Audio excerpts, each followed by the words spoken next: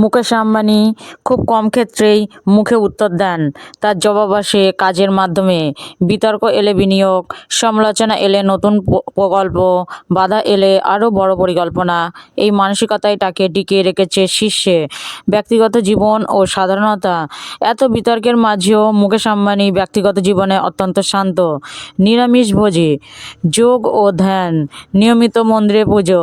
তিনি বিশ্বাস করেন, মন শান্ত না থাকলে ব্যবসায় সিদ্ধান্ত ভুল হয়। ব্যর্থতা থেকে শিক্ষা। সব সিদ্ধান্তই যে সফল হয়েছে তা নয়। কিছু বিদেশি বিনিয়োগ, কিছু প্রযুক্তি প্রকল্প সব প্রত্যাশা পূরণ করেনি, কিন্তু প্রতিটি ব্যর্থতাকে তিনি শিক্ষা হিসাবে নিয়েছেন। মুকেশ আম্বানির নেতৃত্বের দর্শন। মুকেশ আম্বানিকে শুধু একজন ধনী ব্যবসায়ী হিসেবে দেখলে তার আসল শক্তিকে বোঝা যায় না। তার প্রকৃত শক্তি হলো নেতৃত্বের ধরন। তিনি এমন একজন নেতা যিনি সামনে না এসে পেছন থেকে পুরো খেলাটা নিয়ন্ত্রণ করেন। তিনি বিশ্বাস করেন, একজন নেতা মানে সব জানে এমন কেউ নয়, বরং সঠিক মানুষকে সঠিক জায়গায় বসাতে জানে এমন কেউ। নীরব কিন্তু দৃঢ় নেতৃত্ব। মুকেশ আম্বানি খুব কমই উচ্চস্বরে কথা বলেন। মিটিংয়ে তিনি দীর্ঘ বক্তৃতা দেন না, বরং প্রশ্ন করেন, তথ্য শোনেন, গভীরভাবে বিশ্লেষণ করেন, তারপর খুব সংক্ষেপে সিদ্ধান্ত জানান। এই নীরবতাই তার শক্তি। ডেটাভিত্তিক সিদ্ধান্ত। রিলায়েন্সের প্রতিটি বড় সিদ্ধান্ত নেওয়া হয় ডেটার উপর ভিত্তি করে। বাজার বিশ্লেষণ, ভবিষ্যৎ ট্রেন্ড, প্রযুক্তিগত সম্ভাবনা। মুকেশ আম্বানি বলেন, অনুভূতি নয়, সংখ্যা কথা বলুক। এই কারণে তিনি অনেক সময় এমন সিদ্ধান্ত নেন যা শুরুতে অদ্ভুত মনে হয়, কিন্তু ভবিষ্যতে বিপ্লব ঘটায়, যেমন জিও। দীর্ঘমেয়াদী চিন্তা। মুকেশ আম্বানি কখনো তাৎক্ষণিক লাভের পেছনে ছোটেন না। আজ ক্ষতি হলেও আগামী 10-15 বছরে লাভ হবে, এটাই তার লক্ষ্য। এই কারণে তিনি এমন সেক্টরে বিনিয়োগ করেন, telecom, green energy, digital platform, যেখানে ফল পেতে সময় লাগে, কিন্তু একবার ফল এলে দুনিয়া বদলে যায়। কর্মীদের সঙ্গে সম্পর্ক। রিলায়েন্সে কর্মী মানে শুধু চাকরিজীবী নয়, তারা পার্টনার। মুকেশ আম্বানি বিশ্বাস করেন, মানুষ ছাড়া কোনো সাম্রাজ্য দাঁড়ায় না। তিনি নিয়মিত সিনিয়র ও জুনিয়র কর্মীদের সঙ্গে আলোচনা করেন। অনেক সময় সরাসরি ইঞ্জিনিয়ারদের কাছ থেকেও মতামত নেন। প্রতিভা বাছাইয়ে কঠোরতা। রিলায়েন্সে কাজ পাওয়া সহজ নয়। কঠিন ইন্টারভিউ, কঠোর মূল্যায়ন, ফলাফল ভিত্তিক পদোন্নতি। মুকেশ আম্বানি কোনো আপোষ করেন না, আত্মীয় হলেও না, পরিচিত হলেও নাই। এটাই তার প্রতিষ্ঠানের শক্তভিত। ব্যর্থতার সুযোগ। রিলায়েন্সে একটি বিশেষ সংস্কৃতি আছে, ব্যর্থ হলে চাকরি যাবে না, কিন্তু শিক্ষা না নিলে সমস্যা হবে। মুকেশ মনে করেন, ভুল না করলে নতুন কিছু হয় না। এই মানসিকতাই কর্মীদের নতুন আইডিয়া আনতে সাহস দেয়। সময়ানুবর্তিতা ও শৃঙ্খলা। মুকেশ আম্বানি সময়ের ব্যাপারে অত্যন্ত কড়া। মিটিং মানে সময় মতো শুরু, রিপোর্ট মানে নির্দিষ্ট সময়ে জমা, সিদ্ধান্ত মানে দ্রুত বাস্তবায়ন। এই শৃঙ্খলাই রিলায়েন্সকে বিশ্বের সেরা কর্পোরেটগুলোর একটিতে পরিণত করেছে। সাধারণ জীবনযাপন। এত বিলাসবহুল বাড়িতে থেকেও মুকেশ আম্বানির ব্যক্তিগত জীবন আশ্চর্যজনকভাবে সাধারণ। সাধারণ পোশাক, খুব কম গয়না, মিডিয়া থেকে দূরে থাকা। তিনি বিশ্বাস করেন, লিডার যদি সাধারণ না হয়, প্রতিষ্ঠান স্থিতিশীল হয় না। ঝুঁকি নেওয়ার সাহস। মুকেশ আম্বানি ঝুঁকি নেন, কিন্তু অন্ধভাবে নয়। বড় ঝুঁকি, বড় গবেষণা, বড় প্রস্তুতি, এই তিনটি মিলেই তার সিদ্ধান্ত। Jio, Jamnagar refinery, green energy সবই তার উদাহরণ। নেতৃত্বে পারিবারিক মূল্যবোধ। তিনি তার বাবার একটি কথা সময় মনে রাখেন, ব্যবসা বড় হোক, মানুষ ছোট হলে চলবে না। এই কারণেই রিলায়েন্সে মানবিকতা গুরুত্বপূর্ণ। বিশ্ব মঞ্চে উপস্থিতি। মুকেশ আম্বানি আজ শুধু ভারতের নেতা নন, World Economic Forum, global business summits, এসব জায়গায় তার মতামত গুরুত্ব সহকারে শোনা হয়। তিনি ভারতের প্রতিনিধি হিসাবেই নিজেকে তুলে ধরেন। ভবিষ্যৎ নেতৃত্বের প্রস্তুতি। মুকেশ আম্বানি ধীরে ধীরে নেতৃত্ব সন্তানদের হাতে তুলে দিচ্ছেন, কিন্তু তিনি হঠাৎ করে সরে যাচ্ছেন না, ধাপে ধাপে, পরিকল্পিতভাবে। এটি প্রমাণ করে তার পরিণত নেতৃত্ব। সাফল্যের আসল রহস্য। মুকেশ আম্বানির সাফল্যের পেছনে মূল কারণ ধৈর্য, দূরদৃষ্টি, শৃঙ্খলা, মানুষের বিশ্বাস। এই 4টি স্তম্ভের উপর দাঁড়িয়ে আছে তার সাম্রাজ্য। ভবিষ্যতের দিকে তাকিয়ে মুকেশ আম্বানি, যে মানুষ একসময় টেক্সটাইল ও রিফাইনারি দিয়ে ব্যবসা শুরু করেছিলেন, আজ তিনি কথা বলছেন ভবিষ্যতের শক্তি, টেকনোলজি ও টেকসই উন্নয়ন নিয়ে। মুকেশ আম্বানি খুব ভালোভাবেই বুঝে গেছেন, আগামী দুনিয়া হবে শুধু তেল বা ডেটার নয়, আগামী দুনিয়া হবে সবুজ শক্তির, গ্রিন এনার্জির।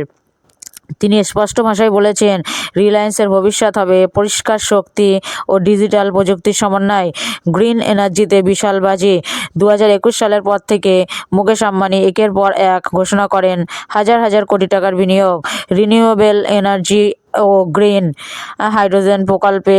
রিলায়েন্সের লক্ষ্য solar energy, wind energy, green hydrogen, battery storage, এই চার স্তম্ভের উপর দাঁড়িয়ে ভবিষ্যতের রিলায়েন্স। গ্রিন হাইড্রোজেন ভবিষ্যতের জ্বালানি। মুকেশ আম্বানি বিশ্বাস করেন আগামী 20-30 বছর হাইড্রোজেন হবে তেলের বিকল্প। তিনি ঘোষণা করেন, আমরা গ্রিন হাইড্রোজেনকে এমন সস্তা করব যাতে তা জীবাশ্ম জ্বালানির সমান দামে পাওয়া যায়। এই ঘোষণায় গোটা বিশ্ব ব্যবসায়িক মহলে আলোড়ন সৃষ্টি হয়।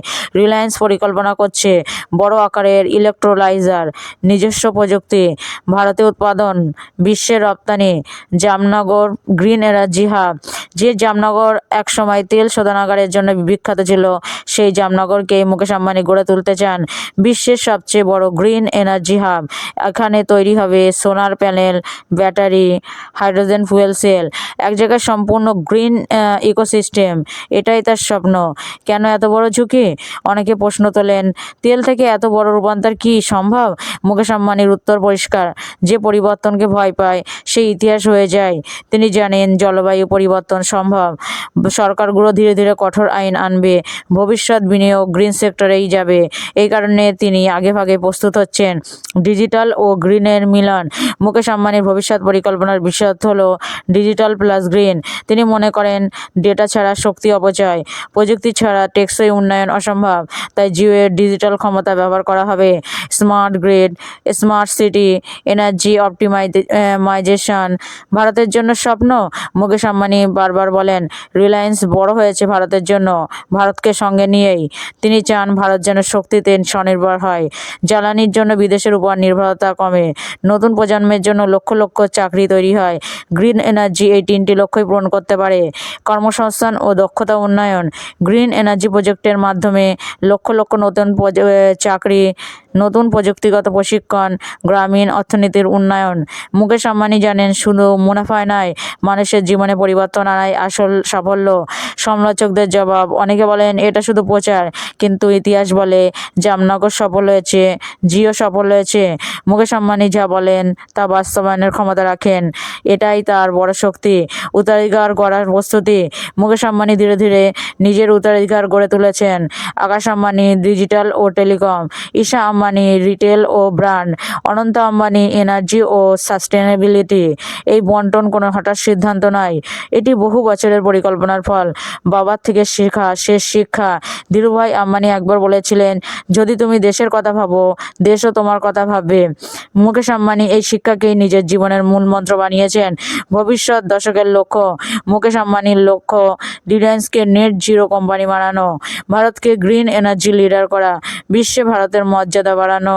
এই লক্ষ্যগুলো শুধু ব্যবসায়িক নয়, এগুলো জাতীয় স্বপ্নের সঙ্গে জড়িত। এক মানুষের গল্প, এক দেশের প্রতিচ্ছবি। মুকেশ আম্বানির জীবন কাহিনী শুধু একজন শিল্পপতির গল্প নয়, এটি আধুনিক ভারতের আত্মবিশ্বাস, উচ্চাকাঙ্ক্ষা ও ভবিষ্যতের প্রতিচ্ছবি। একটি সাধারণ মধ্যবিত্ত পরিবার থেকে উঠে এসে বিশ্বের শীর্ষ ধনীদের কাতারে পৌঁছানো এই যাত্রা সহজ ছিল না মসৃণ। এই গল্পে আছে সংগ্রাম, ঝুঁকি, সমালোচনা, ধৈর্য আর অদম্য বিশ্বাস। ধীরুভাইয়ের উত্তরাধিকার, নিজের পরিচয়। অনেকে বলেন মুকেশ আম্বানি বাবার তৈরি ব্যবসা পেয়েছেন, কিন্তু প্রশ্ন হলো, সবাই কি বাবার ব্যবসাকে কয়েক গুণ বড় করতে পারে? সবাই কি একটি শিল্পকে পুরো দেশের ভবিষ্যতের সঙ্গে জুড়ে দিতে পারে? মুকেশ আম্বানি শুধু উত্তরাধিকার বহন করেননি, তিনি সেটিকে নতুন যুগে রূপান্তরিত করেছেন। ব্যর্থতা থেকে শিক্ষা।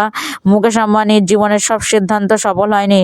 কিছু প্রকল্প প্রত্যাশা পূরণ করতে পারেনি, কিছু বিনিয়োগের সময় লেগেছে, কিছু সিদ্ধান্তের সমালোচনা হয়েছে, কিন্তু তিনি কখনো ভেঙে পড়েননি। তিনি বিশ্বাস করেন ব্যর্থতা শেষ নয়, ব্যর্থতা হলো শিক্ষা। এই মানসিকতাই তাকে আবার ঘুরে দাঁড়াতে সাহায্য করেছে। কেন তিনি আলাদা? মুকেশ আম্বানিকে অন্য ধনীদের থেকে আলাদা করে যে বিষয়গুলো, দীর্ঘমেয়াদী দৃষ্টি।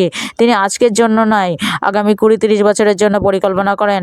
স্কেলে বিশ্বাস, ছোট ভাবলে ছোটই থাকা যায়, এই দর্শনে তিনি বিশ্বাস করেন না। প্রযুক্তি ও মানুষের সংযোগ। প্রযুক্তি তার কাছে বিলাসিতা নয়, এটি ক্ষমতায়নের হাতিয়ার। ভারত কেন্দ্রিক চিন্তা। বিশ্বমুখী হলেও তার মূল ভাবনা সবসময় ভারত। সাধারণ মানুষের জীবনে প্রভাব। মুকেশ আম্বানির সিদ্ধান্ত সরাসরি ছুঁয়েছে কোটি কোটি মানুষের জীবন। সস্তা ইন্টারনেট, ডিজিটাল শিক্ষা, অনলাইন ব্যবসা, কর্মসংস্থান। আজ একজন গ্রামীণ ছাত্র ইউটিউবে পড়াশোনা করে, একজন ছোট দোকানি ইউপিআই ব্যবহার করে। এই বদলের পেছনে আছে তার সিদ্ধান্ত। বিতর্কের ঊর্ধ্বে উত্তরাধিকার, সমালোচনা থাকবেই। ক্ষমতা নিয়ে প্রশ্ন, প্রভাব নিয়ে বিতর্ক, কিন্তু ইতিহাস শেষ পর্যন্ত বিচার করে কাজ দিয়ে। আজ যদি কেউ ভারতের ডিজিটাল বিপ্লব, শক্তি নিরাপত্তা বা কর্পোরেট শক্তির কথা বলে, মুকেশ আম্বানির নাম আসবেই। পরিবার ও মূল্যবোধ। অত্যন্ত ধনী হওয়া সত্ত্বেও আম্বানি পরিবারের মূল শক্তি পারিবারিক বন্ধন, ভারতীয় সংস্কৃতি, শৃঙ্খলা। তাদের কাছে সম্পদ মানে শুধু টাকা নয়, সম্পদ মানে শিক্ষা, সংস্কৃতি ও দায়িত্ব।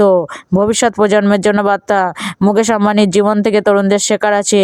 বড় স্বপ্ন দেখো, ঝুঁকি নিতে ভয় পেও না, ব্যর্থ হলে থেমে যেও না, দেশের কথা ভাবো। তিনি প্রমাণ করেছেন ভারত থেকে বিশ্ব জয় করা সম্ভব। ইতিহাস তাকে কিভাবে মনে রাখবে? হয়তো ভবিষ্যতে তাকে মনে রাখা হবে ভারতের ডিজিটাল বিপ্লবের স্থপতি হিসাবে, গ্রিন এনার্জির পথপ্রদর্শক হিসাবে, একজন নীরব কিন্তু দৃঢ় নেতা হিসাবে, কিন্তু সবচেয়ে বড় কথা, একজন মানুষ হিসাবে যিনি ভারতকে বিশ্বাস করেছিলেন। মুকেশ আম্বানি কোনো জাদুকর নন, তিনি অসাধারণ প্রতিভার অধিকারীও নন।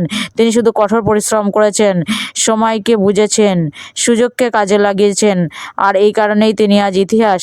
একজন মানুষ যখন নিজের স্বপ্নকে দেশের স্বপ্নের সঙ্গে মিলিয়ে নেয়, তখন সে শুধু সফল হয় না, সে ইতিহাস হয়ে যায়। মুকেশ আম্বানি ঠিক তেমনই এক নাম। ধন্যবাদ, সবাই খুব ভালো থাকবেন।